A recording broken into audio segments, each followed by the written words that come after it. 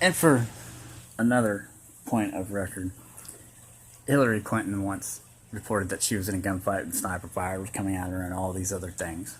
And then you remember the movie Black Hawk Down, and you remember Benghazi and all these other things. All these things are correlated together. It shows you that there's a storyline. Just because it came out of one person's mouth doesn't mean that it didn't happen. It just means the person that was casted for that character was actually speaking, and she stood up and said something. It just means that deep faking and all that video bus have been in your face for a long time. So the character playing, whoever's intelligent playing Hillary Clinton, was actually taking on fire. Or it was just a storyline plot for a movie like Black Hawk Down. See, all of these things, it's always about picking up a warlord. Well, why would we send the Army and the Marine Corps to go pick up a warlord in a country? And then you have the movie Lord of War, about guns and all these things in the exact same country, about the Golden AK and all these things.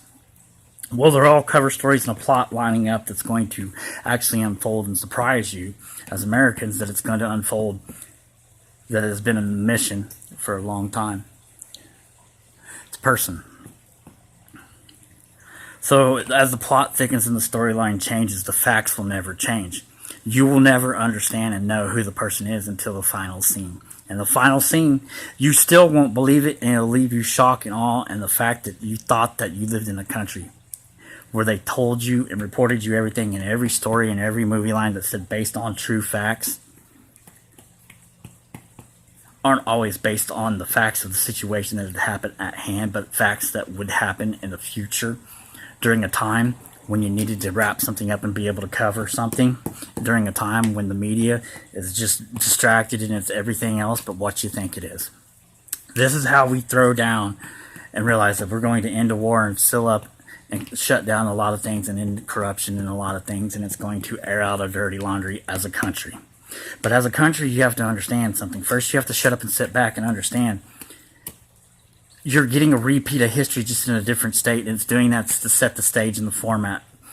And it's a dramatic, it's a climax. It's adding it up. It's suspense. It's the gunfight. It's the helicopters crash and things are going down and everything's bad. And you're going to see, and what it's going to do, it's going to leave a salty taste in your mouth, and it's going to leave you with spit in your face and a black eye, and you're going to really wonder, what the fuck just happened? Why didn't I see that? Well, the problem is, as American people, you believe everything that you see on TV, you believe every politician, and you think that those people are real people and they're not set there for the stage. You have to understand something. You are never going to know what our country is doing in the year that it's doing it. You're never going to know. Nothing's ever going to line up. It's never going to reveal yourself until it's already passed. And then it becomes to the very beginning, and then all of a sudden someone like me says, hey, if all of you would shut up and watch and listen and review your facts and look at all the things that are happening, our stages in life that have happened, scenes from movies, scenes from dramatic things that have happened, that have played out in our administration over many different years, covering several different presidents, that maybe that one day you'll learn if Will Ferrell can play George Bush and George Bush can be Kerry. That just means that the deep fake and all this other stuff, just like Joe Rogan can be Dana White and Boss Rutan. And all these things are congruent to one thing.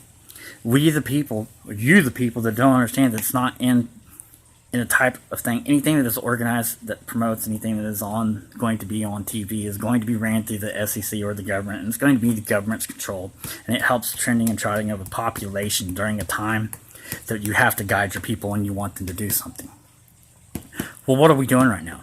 We're supposed to be providing for our families and doing all these things and going to work and doing these things, but yet you're scared of a virus and everything's just viral, this wearing a mask. Well, let me tell you this. Most villains wear a mask. It's like Phantom of the Opera. It's V for Vendetta. It's the shutdown of government, and you're never going to see the plot to it because you have someone that tells you every day what's going to happen. But you won't listen. And that's what makes it dramatic, and what's going to make it really just shock and awe. To the fact that you have someone that looks like me telling you that they're the mock president, commander-in-chief of the United States of America, in the heartland of where the corruption of the ATF, the DEA, and everything that tried to make a their corruption of a drug crime look like a fucking white hate crime, and it spun into more Islamic terrorism and more other things. And what it's going to feed back into is the fundamental breakdown of the United States of America. We're 10 here in Oklahoma. We're 10 years behind the rest of the world. Why? Because we're fixing to be tenure. We have tenure. Right now, we're teaching the world a lesson. The world is watching us, and I'm showing them day by day that the people in Oklahoma have no clue on what to do when it comes to a virus. They have no clue when you get vaccinations for a virus. They have no clue how to go to work, and they worry and bicker over things on social media. Hence, it's social media. It tells you, and you read the fine print, that nothing on there is to be used. You can't use it. It's for entertainment purposes only. And if you can put filters on pictures, it's not real. It's not fact-based. Don't get your news from social media. Don't get it from anything. A person like me will say, hey, my name is Jason Jensen. I'm telling you right now, this is the ending of a war. It's going to hook back into the corruption of law enforcement, and it's going to be centered here in Oklahoma, and it's going to hit very hard. It's going to shock and awe some people that the fact that I'm saying this, the Black Hawk Down, the Benghazi, and all of these other things, and the beheadings. You have to remember something. When you're a person of intelligence and you work for a company that's called Ground Zero Incorporated, and you understand that Ground Zero incorporates a lot of things, and it's to come back and finish up the investigation and tie it into a fact that we have a president that got pissed off that the country was going a certain way, and they were treating people that were in prison a certain way, and they were not being treated humane. He dropped Thor's hammer. And everything after that has been a synchronized event that you will never know. And I'm telling you this right now. Just because you think you know a character and you saw it in a movie, it doesn't mean it's true. Just because you think they're dead, they'll morph and become somebody else. And I will tell you this right now, by the tattoos on my face and the hair on my chin. There are many bad things in this world, but it's not a bad wolf. Right now, when you have the world attention watching a heart transplant take effect here in the heartland, you have to ask yourself, with all the battered women in the world, why do Oklahoma still insist that theirs are plain? Why is it, with all the violence in the world, Oklahomans allow things going around the world to dictate their mood and what they do? Why is it Oklahoma has more colleges than anything, but yet we have the lowest rate of graduating individuals from our high school? Why is it that Oklahoma University has more players from Texas to play football, but yet Oklahoma has more people that didn't graduate high school become bandwagoners and support the team? That makes you wonder.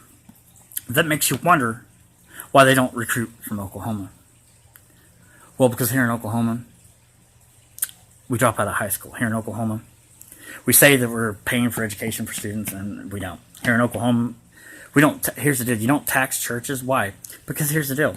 They only tax real goods. They only tax things that exist, that are applicable, and can be taxed and proven and can be warranted, be debatable in court.